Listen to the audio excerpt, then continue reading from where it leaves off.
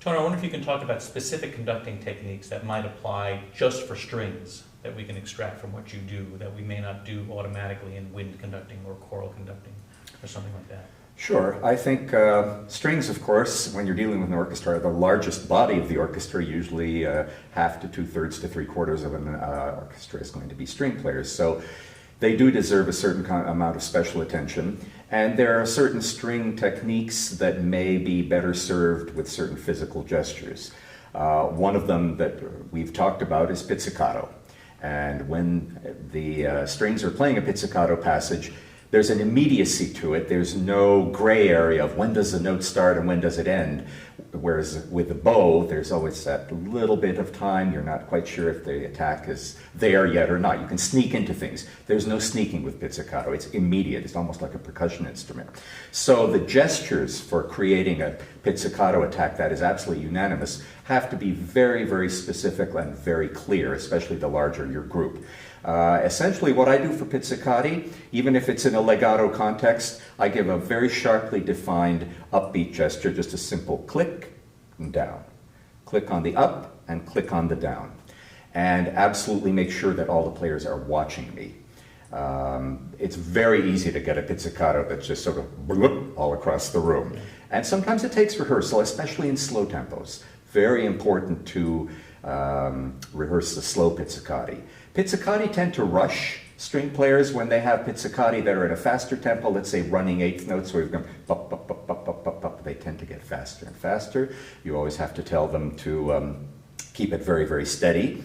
And why is that? Because they're easier to play. The finger just sort of takes on its own momentum, and they don't have to worry about, bow direction and bow usage and all of that. It's just a simple pluck. Now, there are different ways of plucking. Some are more percussive than others. Sometimes I will ask them that, could we have a pizzicato that is not quite so harsh or aggressive in sound? And they'll use maybe a softer part of the finger to do that with. And that will work out well. But the precision, of course, still has to be there. So that's definitely an important aspect where we have to pay attention to the sound. Pizzicati also tend to sound softer than bowed passages, just by the nature of them. Plucking a string is not going to give you as much volume as bowing. So whenever we have pizzicato passages, I actually tell the players you always have to think them up at least one dynamic level. If the pizzicato is marked mezzo forte, think of it as forte, play it forte. And if they're switching from pizz to arco, you hear that distinction very rapidly if they don't compensate for that acoustical phenomenon. And will you conduct appropriately? Will you conduct a little bit larger based on the context? Sometimes. To give them the yeah, if they need that, I will have to actually enlarge the gesture to get more sound out of them for the pizzicati if they forget to do that. But usually reminding them verbally in a couple of rehearsals will do the trick, or sometimes I'll ask them to write it in their parts. Just mark up your pizzicato to the next dynamic level so you remember. Also depends on where the pizzicato is in the register. Low string pizzicati resonate like crazy. High violin pizzicati die almost instantly. So you have to compensate for that. That's not something you can do manually or technically, but it's something you have to make them aware of. The other thing you want to make them aware of is that a nice pizzicato sound often requires them to vibrate. They can't just pluck the string. They pluck and vibrate to give it warmth and color, especially in a slow tempo. And I would think especially for the low instruments that do resonate That so much longer. Yeah, exactly. Another thing that might gesturally be helpful to think about with string playing is trying to emulate bow usage in your right arm, in your baton.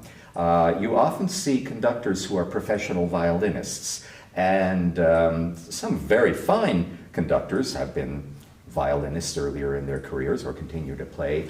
They often tend to conduct as if they have a bow in their hand, which means partly there's a disadvantage because they're conducting this direction rather than this direction. The plane has been turned from the front to the side because that's how they're holding the bow. But what they are able to achieve is a kind of stroke with the baton that emulates the stroke of a bow on a nice attack.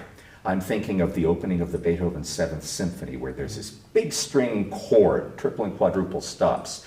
And if you were to just go, but, you wouldn't get the sound that you would if you went, yeah.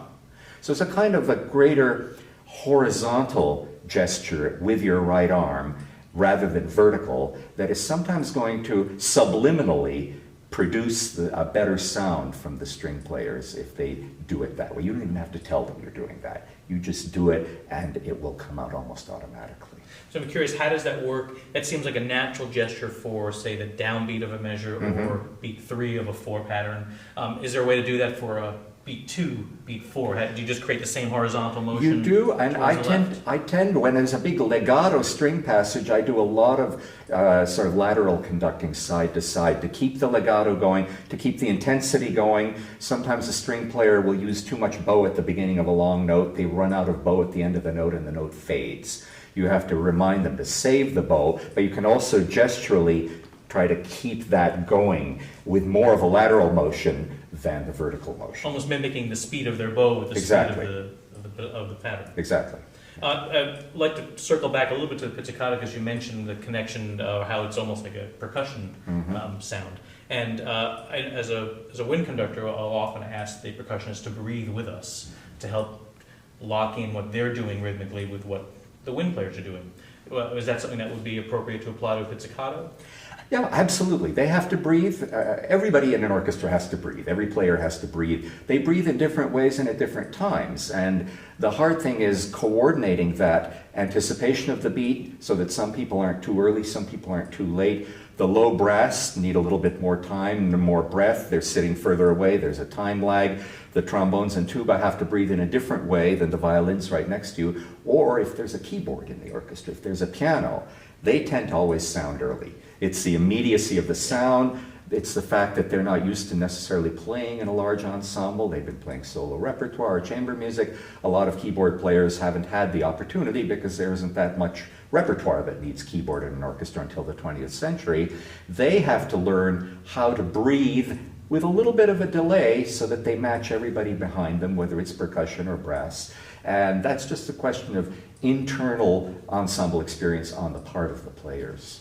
And knowing that it can happen on both ends, the strings sometimes, as you say, sneaking in, Yes. which delays it a bit, Yeah. and percussion happening instantly on the Exactly. front side of it. Yeah, everybody has to adapt, which sometimes it's a miracle, I think, that orchestras can play one note together. But you realize that they have that capability to learn the tendencies of their own section and of the other sections, and to adjust and listen and follow visually as well as orally.